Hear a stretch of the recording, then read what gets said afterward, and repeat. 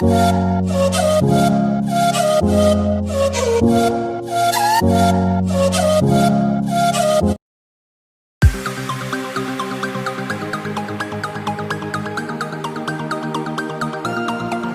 सभी को पढ़ाने जा रहा हूँ कक्षा 8 का भूगोल विषय का अध्याय 1, जो कि पाठ का नाम है संसाधन। इस पाठ में हम लोग जो पढ़ने वाले हैं उसकी प्रमुख बिंदु यहाँ लिखा हुआ है, आप देख सकते हैं। उपयोगी, प्रयोज्यता, मूल्यवान, मूल्य, पेटेंट, प्रौद्योगिकी, संसाधन, संसाधनों के प्रकार,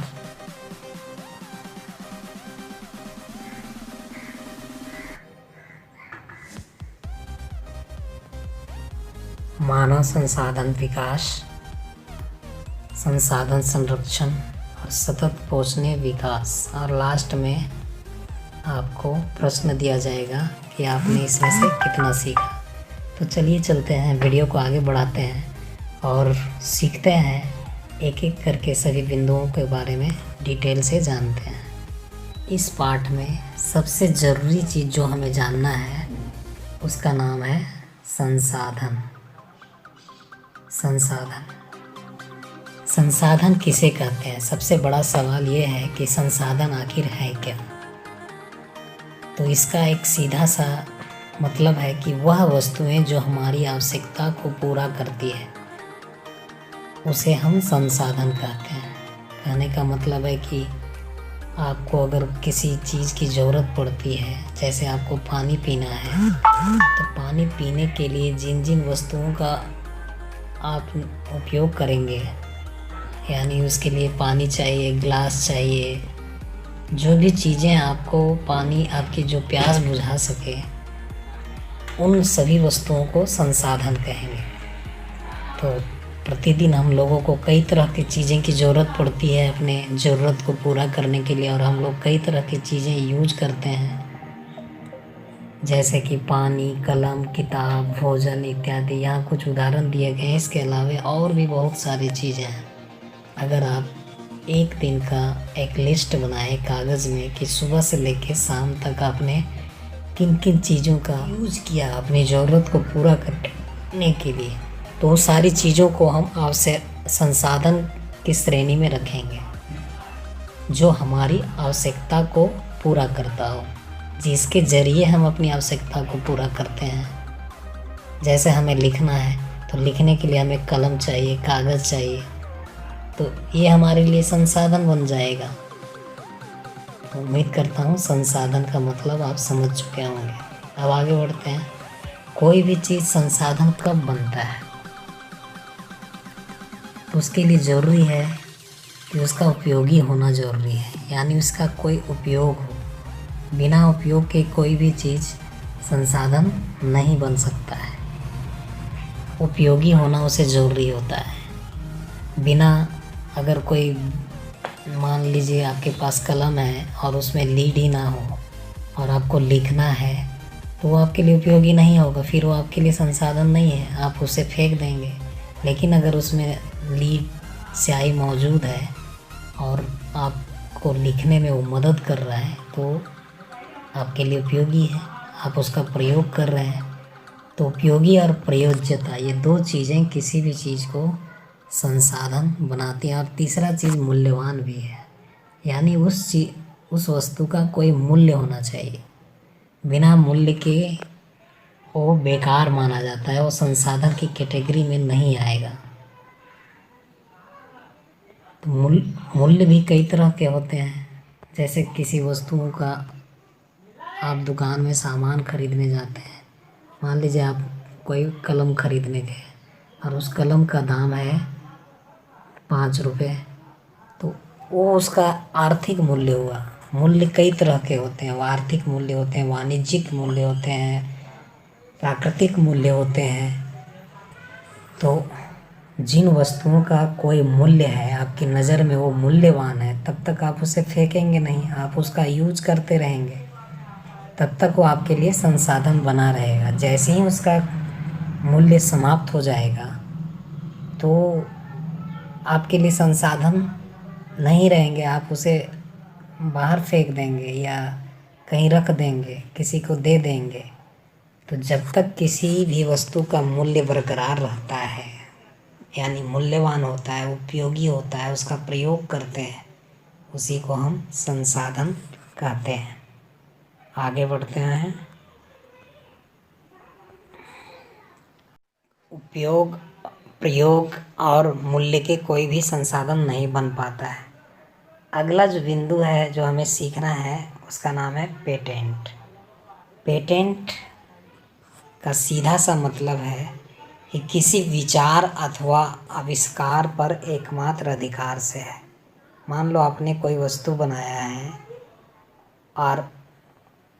है या उसका आविष्कार किया है, और आप चाहते हैं कि वो बनाने का अधिकार कोई दूसरा ना बनाए, कोई चोरी ना कर ले आपके उस ज्ञान को, और आपसे पहले आपके ही ज्ञान को चोरी करके बाजार में ना ले आए और उसका फ़ायदा उसे ना मिल जाए, तो एक पेटेंट किया जाता है। उसका अंग्रेजी का शब्द ही है पेटेंट। पेटेंट का मतलब ये हुआ कि कोई भी कंपनी, कोई भी व्यक्ति किसी वस्तु का अगर आविष्कार करती है तो उस आविष्कार पर उसने जो मेहनत किया है उसका एकमात्र अधिकार उसे ही मिले, इसीलिए उसका संसाधन उसका पेटेंट किया जाता है।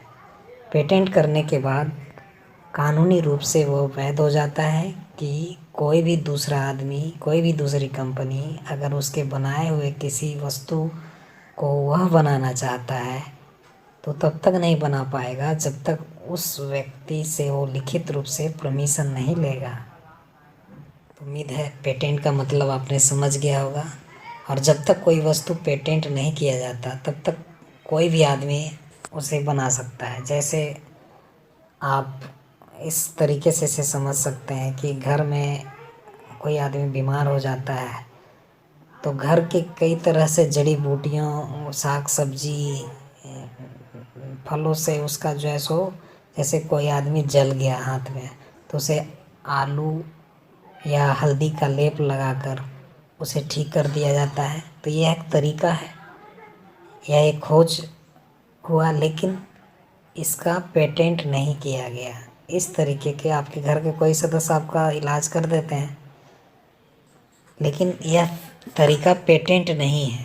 तो इसका मतलब ऐसे कोई भी यूज कर सकता है, लेकिन एक कोई आप अंग्रेजी दवा या कोई भी दवा जो दुकान से लाकर खाते हैं तो उसका एक कंपनी होता है और वो उस दवा को वही कंपनी बना सकती है, कोई दूसरा आदमी, दूसरी कंपनी उसे नहीं बना पाएगी। यानी उस पे उसका अधिकार है, उसने जो खोज किया, उसने जो मेहनत किया, उस पर उसका अधिकार है और बिना उसके परमिशन के कोई भी उसका उल्लंघन नहीं कर सकता है। तो पेटेंट का मतलब अधिकार, उस वस्तु पे उसका अधिकार, जो उसने मेहनत किया, आविष्कार किया, उसका अधिकार है। अब आगे बढ़ते हैं, हम लोग जानते हैं आगे जो बिंदु है उसका नाम है प्रौद्योगिकी। प्रौद्योगिकी को अंग्रेजी में टेक्नोलॉजी के नाम से जाना जाता है।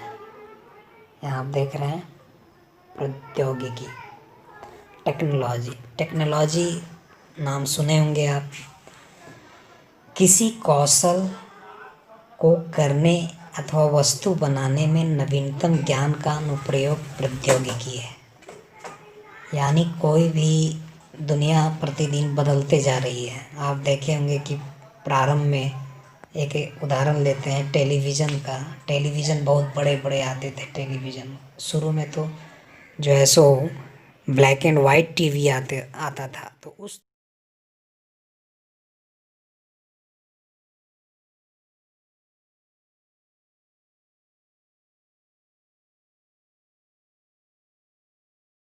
उस समय में वही टेक्नोलॉजी, वही प्रौद्योगिकी था। लेकिन आधुनिक समय में आप देखे होंगे कि टेलीविज़न का रूप बदल चुका है। अब टेलीविज़न पतले पतले दीवार में लगाने वाले आ रहे हैं। तो अभी की टेक्नोलॉजी, उस समय की टेक्नोलॉजी तो काम करने का जो नया तरीका है, अब वैसे टीवी नहीं बनते हैं, अब बन रहे हैं इस तरीके से। तो ये एक नया अनुप्रयोग है, नया जो है सो ज्ञान है, जो नई टेक्नोलॉजी इसको कहते हैं।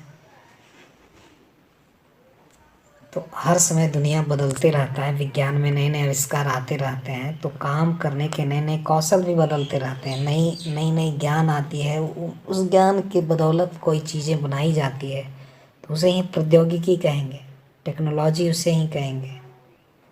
काम करने का नया ज्ञान, नई कौशल, नई ज्ञान को टेक्नोलॉजी के नाम से, प्रौद्योगिकी के नाम से जानते हैं। अब आगे बढ़ते हैं हम लोग। अब संसाधन तो आप सीख चुके हैं, संसाधन जो हमारी आवश्यकता को पूरा करता हो। अब जानेंगे हम लोग संसाधन कितने प्रकार के होते हैं। तो यहाँ आप देख रहे हैं कि संसाधन के मुख्य रूप से 3 प्रकार हैं। पहला जो है उसका नाम है प्राकृतिक संसाधन, दूसरे का नाम है मानव निर्मित संसाधन और तीसरे का नाम है मानव संसाधन। 3 तरह के मुख्य रूप से संसाधन होते हैं।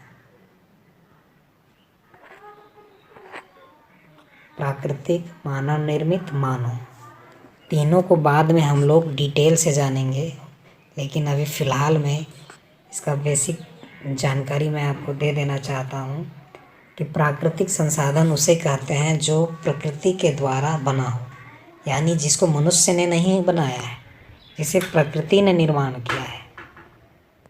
जिसे प्रकृति, जैसे कि हवा, पानी, मिट्टी, पेड़, जीव जंतु, तो ये सारे जो है सो प्रकृति के अंग हैं, प्रकृति के द्वारा बने हुए हैं, तो इन्हें ही प्राकृतिक संसाधन कहते हैं। अब ये आगे हम लोग डिटेल से इसको जानेंगे, लेकिन यहाँ पर इस लेसन में हम लोग इसके 2 भेदों के बारे में जानेंगे। एक का नाम है नवीकरणीय संसाधन और दूसरे का नाम है अनवीकरणीय संसाधन, यानी प्राकृतिक संसाधनों के 2 भेद, नवीकरण संसाधन, अनवीकरणीय संसाधन।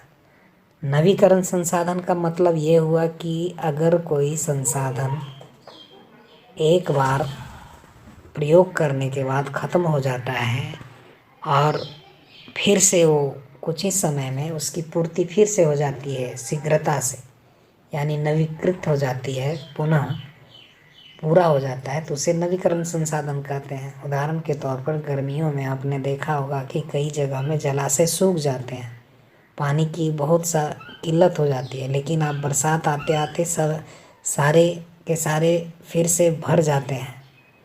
शाम में रात होने पर सूरज की रोशनी चली जाती है, लेकिन अगले दिन फिर से सूरज की रोशनी आ जाती है। उसी तरीके से हवा है, पानी है, ये सारे प्राकृतिक संसाधन तो हैं ही, लेकिन इनकी पूर्ति एक बार समाप्त होने के बाद फिर से हो जाती है, इसीलिए इनको नवीकरणीय संसाधन कहा जाता है। नवीकरणीय संसाधन जो एक बार समाप्त हो जाए और उसकी पूर्ति पुनः हो जाए, उसे ही कहते हैं नवीकरणीय संसाधन।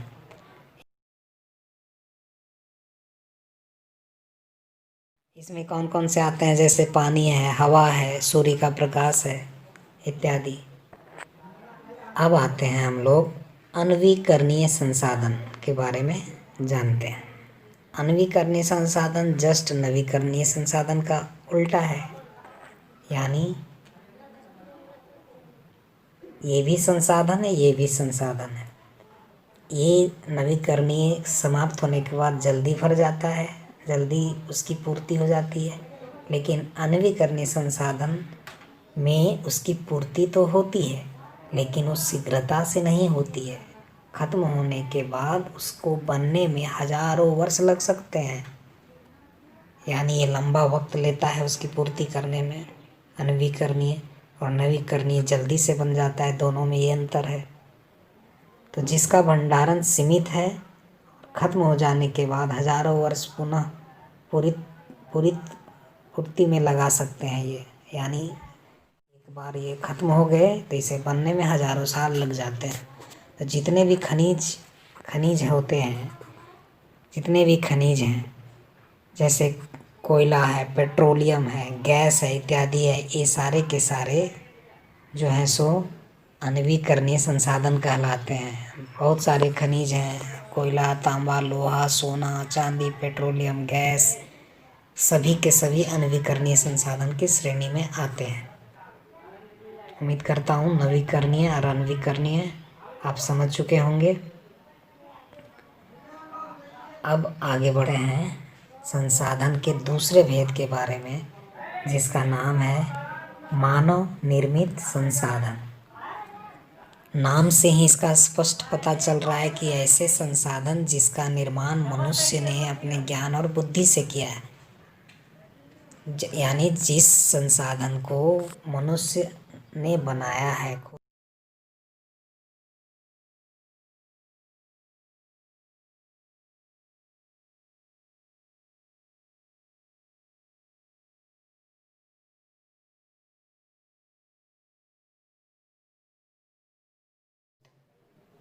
उसे मानव निर्मित संसाधन कहते हैं। जैसे कलम, बस, हवाई जहाज, रेल इत्यादि। यहाँ कुछ उदाहरण दिए गए हैं, आप और सोचें।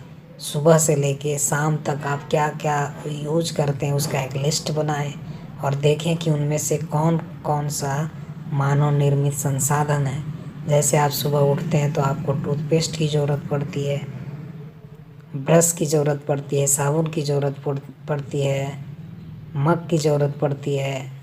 तो ये सारे मनुष्यों के द्वारा बनाए हुए हैं, तो इन्हें हम कहेंगे मानव निर्मित संसाधन। उम्मीद करता हूँ मानव निर्मित संसाधन आप समझ चुके होंगे। फिर भी कोई तरह का दिक्कत हो तो आप हमें कमेंट कर सकते हैं, पूछ भी सकते हैं दोबारा, जो बिंदु आपको समझ में नहीं आया हो। अब आगे बढ़ते हैं और जानते हैं मानव संसाधन के बारे में। मानव संसाधन इसमें जितने भी मनुष्य हैं, सभी तरह के मनुष्य, जो उनके अंदर शिक्षा है, स्वास्थ्य है, उनके कार्य करने का जो ढंग है, उन सभी को ही मानव संसाधन कहा जाता है। यानी सभी मनुष्य भी एक संसाधन है। शिक्षा और स्वास्थ्य लोगों के बहुमूल्य संसाधन बनाने में मदद करते हैं। यानी बिना मनुष्य के अगर मानव ना हो तो जितने भी प्राकृतिक संसाधन हैं उसका कोई यूज़ नहीं होगा, जहाँ के तहीं पड़े रहेंगे। तो मानव अपने ज्ञान बुद्धि की बदौलत उन बेकार पड़े हुए वस्तुओं को संसाधन में बदलने का काम करता है। तो मानव को भी एक संसाधन के रूप में। अब आगे बढ़ते हैं हम लोग। 3 तरह के संसाधन आपने अब तक सीख चुका है: प्राकृतिक संसाधन, मानव निर्मित संसाधन और मानव संसाधन। अब इन साधनों का संरक्षण के बारे में जानना बहुत ही ज़रूरी है। संसाधन संरक्षण क्या है, सवाल उठता है, इसे जानना बेहद ही ज़रूरी है। संसाधनों का सतर्कतापूर्वक उपयोग करना और उन्हें नवीकरण के लिए समय देना संसाधन संरक्षण कहलाता है। संरक्षण का मतलब होता है बचाव करना, बचाना। तो हमें कोई चीज़ की ज़रूरत पड़ती है तो उसका हम गलत ढंग से उपयोग न करें, जितना ज़रूरी हो उतना ही उपयोग करें। आने वाले पीढ़ी के लिए उसे बचा के रखना ज़रूरी है। उसे पूरा होने का वक्त भी देना चाहिए, पूर्ति, ताकि उसकी हो जाए। जैसे आपको स्नान करने के लिए 1 बाल्टी पानी की ज़रूरत है, तो आप अगर 10 बाल्टी पानी का यूज करते हैं तब तो संसाधन संरक्षण नहीं हो रहा है, यानी पानी का बचाव नहीं हो रहा है, आप उसका गैर जिम्मेदाराना उपयोग कर रहे हैं। तो जब आप 1 ही बाल्टी पानी यूज करेंगे और दूसरे के बारे में सोचेंगे तो यही संसाधन संरक्षण कहलाएगा। अब बिजली की बचत भी एक संसाधन संरक्षण है। जिस समय आपको बिजली की ज़रूरत नहीं होती उस समय लाइट को बंद करके रखना चाहिए, लेकिन अगर आप दिन में भी लाइट को जला के रखेंगे तब तो संसाधन संरक्षण नहीं होगा। लेकिन आप अगर बिजली की बचत करेंगे, लाइट को बंद करेंगे, ज़रूरत पड़ने पर उसका यूज करेंगे, तो ये संसाधन संरक्षण कहलाएगा। उम्मीद करता हूँ संसाधन संरक्षण को आप अच्छे से समझ चुके होंगे। अब आगे बढ़ते हैं हम लोग।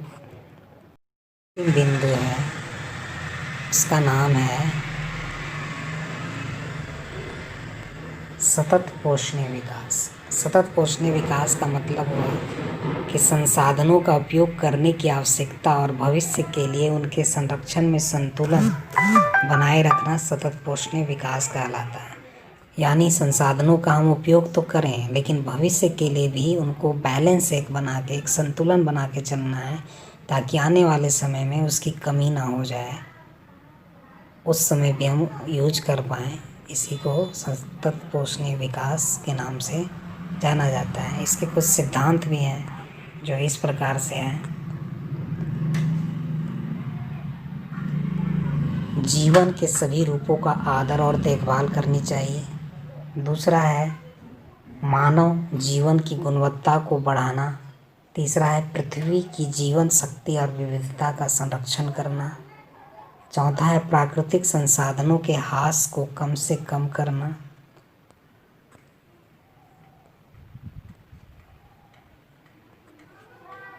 पर्यावरण के प्रति व्यक्तिगत व्यवहार और अभ्यास में परिवर्तन और समुदायों को अपने पर्यावरण की देखभाल करने योग्य बनाना।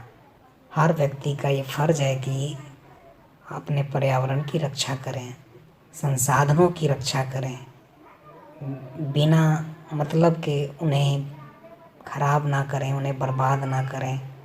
पृथ्वी को बचाने के बारे में हर व्यक्ति सोचे, संसाधनों का संरक्षण सोचे, तो यह धरती में कभी भी किसी भी संसाधन की कमी नहीं हो पाएगी।